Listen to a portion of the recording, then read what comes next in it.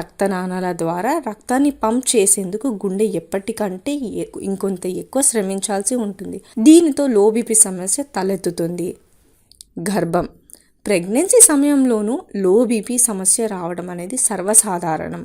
గుండెకు సంబంధిత సమస్యలతో బాధపడే వారికి శరీరంలో రక్త ప్రసరణ పనితీరు అంతరాయం కలిగిస్తుంది. అందుకే గుండె సరిగ్గా పనిచేయకపోయినా, శరీర అవసరాలను తగినంత రక్తాన్ని పంప్ చేయలేకపోయినా లో బీపీ సమస్య వస్తుంది. పోషకాహార లోపం వైటమిన్ B12, ఐరన్ వంటి కొన్ని పోషకాహార లోపం వల్ల బ్లడ్ ప్రెషర్ పడిపోతుంది. ఇది రక్తహీనతగా మారుతుంది. ఉప్పు మోతాదును పెంచండి. ఉప్పు అనేది మోతాదులో తీసుకోవడం, అలాగే తక్కువ మోతాదులో తీసుకోకూడదు. ఉప్పు తగినంత మోతాదులో లేకపోతే బ్లడ్ ప్రెషర్ పడిపోతుంది. పండ్లు, కూరగాయల నుండి సహజంగా లభించే ఉప్పుతో పాటు మీరు రోజువారీ ఆహారంలో కనీసం 1 టీ స్పూన్ ఉప్పు కలపాలని హెల్త్